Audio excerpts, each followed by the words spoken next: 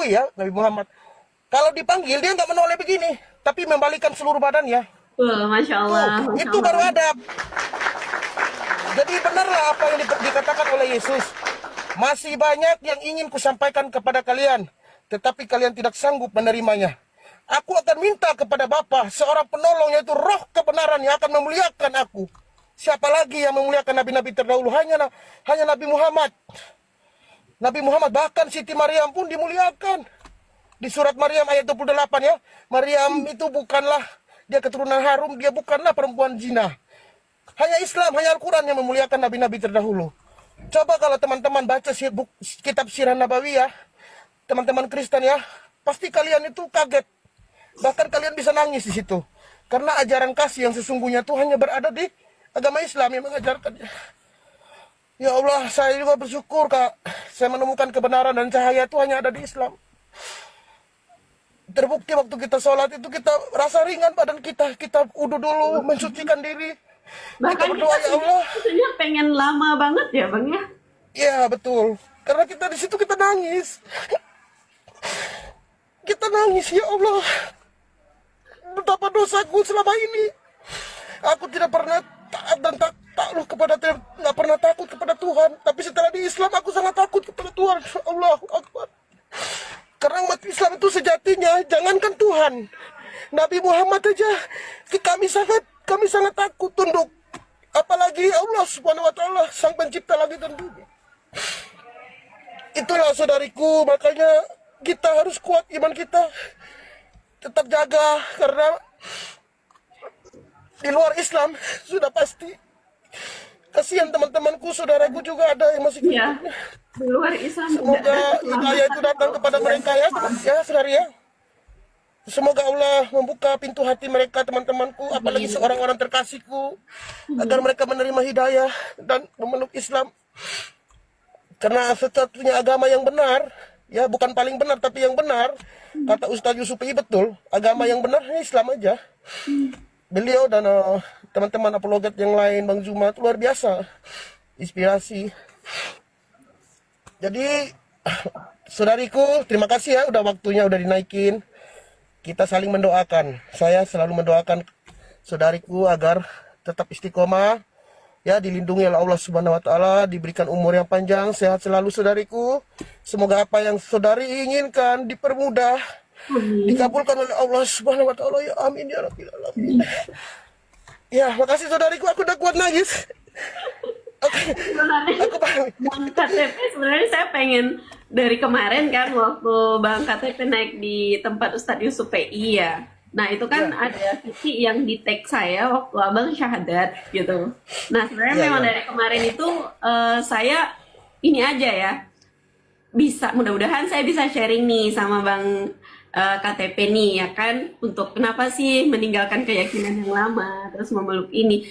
Nah Masya Allah tabarakallah, malah abang yang datang ke sini request gitu tanpa saya tuh ngomong, padahal saya hanya bilang aja ya Allah, ya Allah pertemukan dong ya Allah orang yang seperti ini biar kami bisa saling mengingatkan, menguatkan dan menjadi contoh dan inspirasi buat teman-teman yang lain gitu. Coba dong Bang kasih juga, ini kan kita ada 1.200 orang yang menguatkan banget abang itu untuk beralih atau pindah balik ke fitrahnya abang seperti itu, kenikmatan dan ketidaknikmatan itu tadi bisa abang sharingkan ke kita. Ya, seperti itu tadi saudariku. Yang saya rasakan ya, yang membuat hati saya sangat terpukul, bahkan setelah saya tahu bahwa kisah di kitab Sirah Nabawiyah, kisah tentang baginda Rasulullah ya, Nabi Muhammad yang begitu mulia, beliau sangat jujur dari kecil ya, beliau sudah dijuluki orang yang sangat dipercaya ya, sangat memegang amanah, sehingga beliau dijuluki Al-Amin ya. Tidak ada satu kata pun dari mulut beliau yang berdusta atau berbohong. Itulah yang menyebabkan sejazirah Arab itu semuanya memeluk Islam kan, mayoritas memeluk Islam. Itu terbukti bahwa apa yang diajarkan oleh Nabi Muhammad itu adalah betul-betul wahyu dari Allah Subhanahu Wa Taala. Karena sesungguhnya nabi-nabi terdahulu tidak sanggup, ya kan, tidak sanggup menghadapi kekafiran ya dari teman-teman, dari saudara-saudari kita yang terdahulu ya. Namun Nabi Muhammad mampu mampu berjihad untuk membebaskan saudara-saudara kita dari kekafiran. Dan beliau benar-benar menjunjung tinggi amanah, dan apapun yang keluar dari mulut beliau, ya Nabi Muhammad tidak ada selain wahyu dari Allah.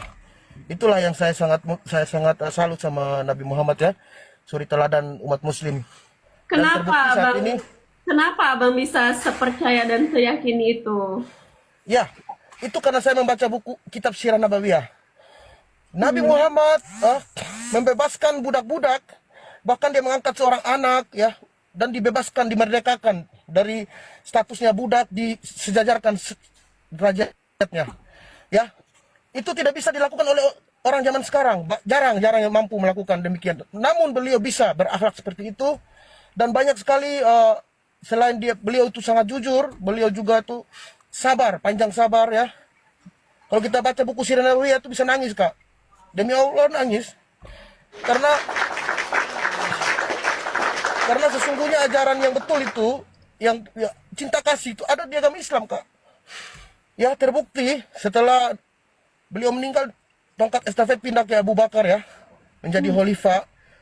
Kemudian setelah Abu Bakar meninggal, pindah ke ke Umar bin Khattab ya, menjadi khalifah atau pemimpin ya, Amirul Mukminin ya, dijuluki Amirul Mukminin. Beliau pernah membuktikan ya bahwa ajaran Nabi Muhammad itu seperti apa, di mana waktu beliau mengirim sahabatnya Amr bin As untuk menjadi gubernur di Mesir ya, waktu itu Amr bin As ini melihat ada satu gubuk di depan istananya, yaitu gubuk orang Yahudi ya. Beliau orang Nasrani ya, Yahudi ya. Dia ingin agar tempat itu dibangun masjid.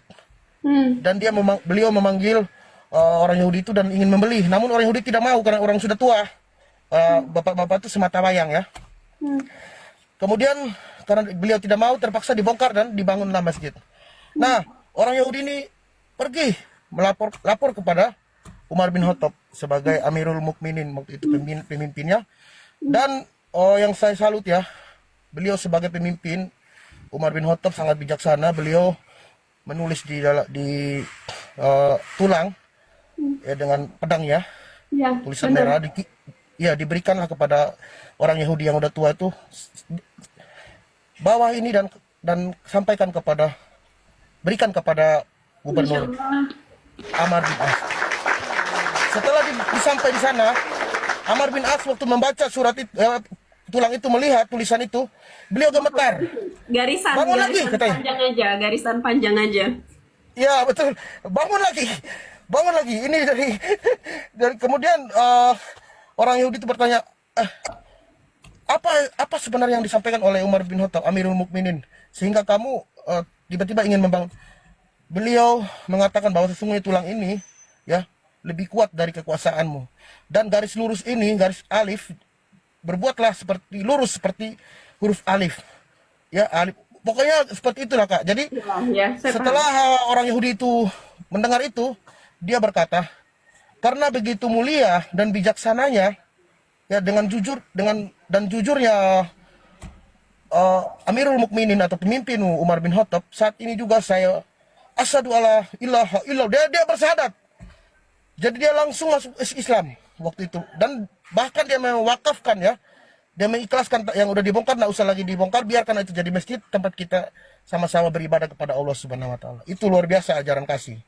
Itu karena bijaksana dan begitu adilnya ya seorang pemimpin Umar bin Khattab, dan beliau sangat sederhana, beliau hanya tidur di masjid ya.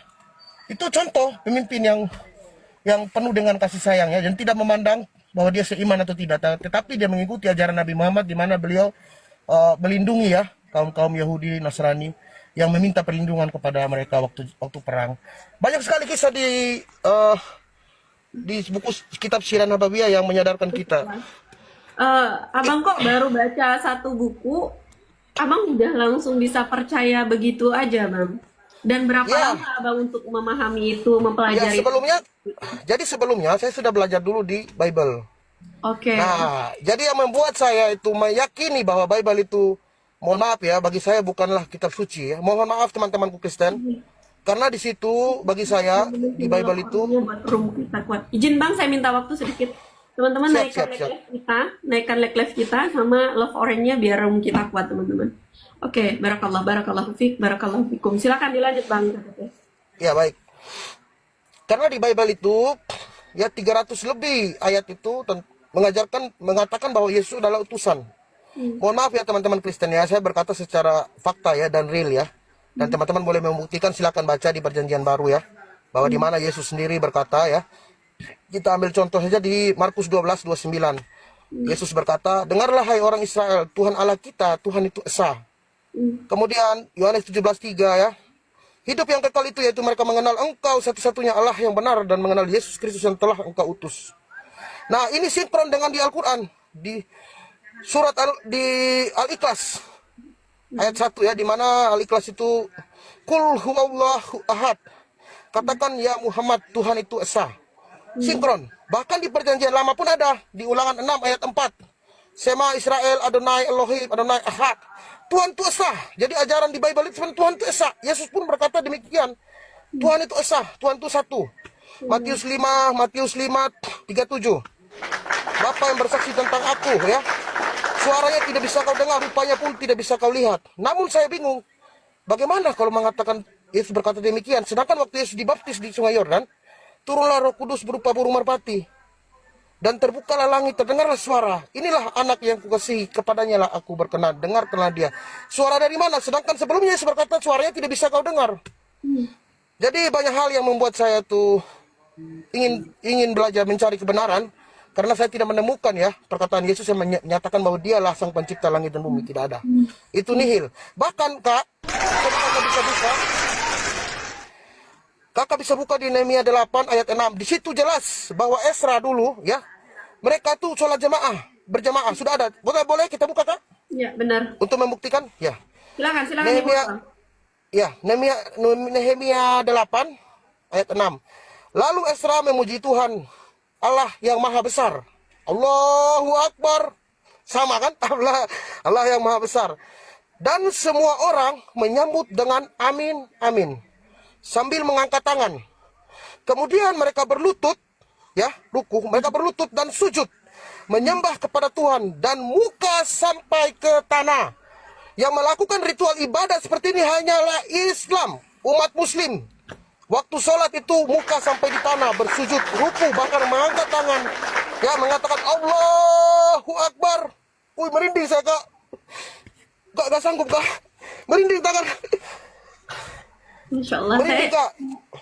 ya itu Allah. tadi ya teman-teman, makanya saya bilang teman-teman kalau yang mengucapkan tidak baik tentang mualaf dan lain sebagainya, tentang Al-Quran, tentang Islam, kalian pelajari dulu, kalian nggak usah repot-repot untuk mencari tahu ya isi-isi dari Al-Quran. Kalian cukup pelajari, perdalami dari kitab yang saat ini kalian yakini aja dulu gitu. Karena kami pun bisa sampai ke sini itu karena kami membaca kitab yang dulu kami yakini, yang kami imani. Itu mengantarkan kami mencari tahu yang mana yang benar sebenarnya. Itu teman-teman. Jadi kalian nggak usah repot-repot mempelajari miliknya orang lain dulu, tapi pelajari dulu diri kalian, pelajari dulu apa yang kalian miliki. Itu teman-teman.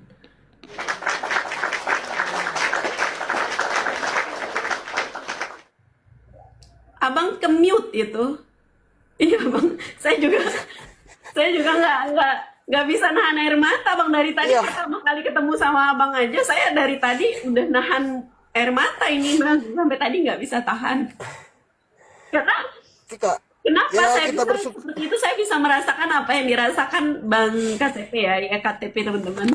Dia pernah di fase itu soalnya gitu, makanya saya ngerti sekali apa yang dirasakan beliau gitu. Dan Masya Allah, tabarakallah, itu luar biasa sekali. Nikmatnya kita pertama kali memeluk Islam itu teman-teman Betul. tak bisa digambarkan. Makanya Merinding Kak. saya yakin, cobaan-cobaan untuk kami mempertahankan iman Islam kami ini tidak mudah ya. Termasuk juga Bang KTP, hujatan, hinaan, cacian, makian itu dijauhin orang-orang terdekat, diuji secara fisik, secara mental, pikiran, bahkan mungkin pekerjaan dari keluarga, itu banyak sekali. Kita diuji dengan waktu yang bersamaan, itu nggak mudah teman-teman. Tapi teman-teman tahu nggak kenikmatannya itu? Beda sekali teman-teman. Malah justru di saat kita diuji seperti itu, bertambah kenikmatan kita semakin ingin bersujud itu lebih lama, teman-teman. Saya yakin banget.